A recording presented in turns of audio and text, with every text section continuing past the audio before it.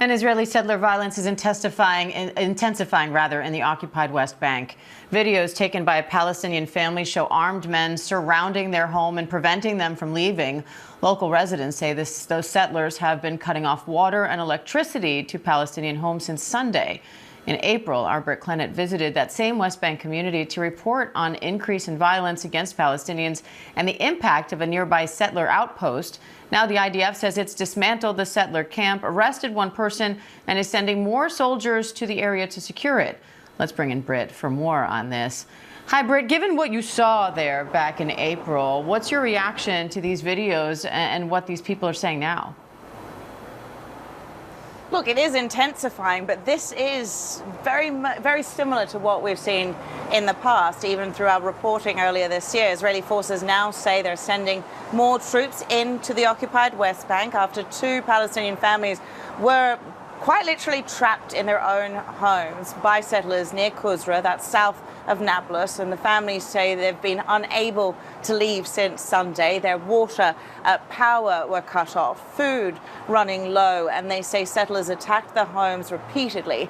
There's been a major Israeli security operation around the village overnight with military vehicles and a bulldozer seen moving in, and local reports say a nearby settler outpost has been demolished. But one of the men inside, Qusay Abaridi, he says that the house was attacked again overnight and that some settlers were nearby. And really, look, Diane, it's another example of this growing settler violence that we've been seeing again and again that has just intensified over the last few years, and the difficulty Israeli forces have had in containing it. And this case has now drawn a strong response from DC. The property belongs to Abaridi's brother. He is a Palestinian-American businessman who contacted the U.S. Embassy about this. And U.S. Ambassador Mike Huckabee, he says that the embassy asked Israel to remove the settlers in an unusually, blunt language that we've heard from Huckabee before about this issue. He called those responsible Israeli terrorists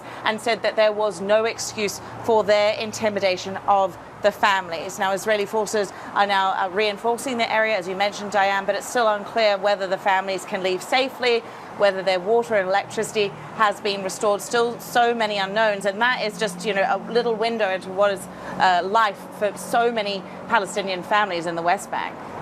The Israeli military says troops confronted these settlers and took down their tent, but that Palestinians say the settlers stayed and held the area under siege anyway. So what's being done about this?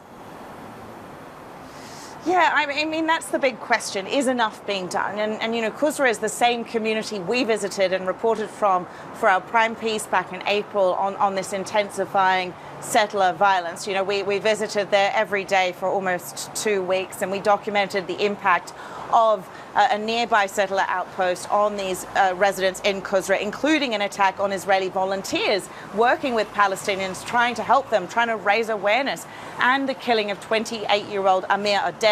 In a later confrontation, we interviewed his dad, who was also attacked in that same confrontation. And we also returned to the village the morning after settlers attacked overnight, leaving this chicken coop, which is their livelihood, burned and vehicles damaged. Now, the IDF at that time told ABC News that deployed forces, had responded to those breaches of law and order, and that 8 Israelis had been apprehended in connection with the incident in Qusra. But it's just the latest headline that we're seeing out of Qusra, and it really does show the scale of the problem. That same dynamic playing out in, you could argue, an even more acute way. Palestinian residents say that settlers have surrounded their homes, as I say, since Sunday, but that this is something that happens a lot. Israeli forces, they do react, as we saw, but perhaps, arguably not in the way that activists say they should. We understand that, reinforcing their presence in the area is something that they have said they're going to do. But with this right-wing government, with Ben Gvir as head of security, all we've seen is violence against Palestinians go from worse to worse. Britt Clennett, thank you.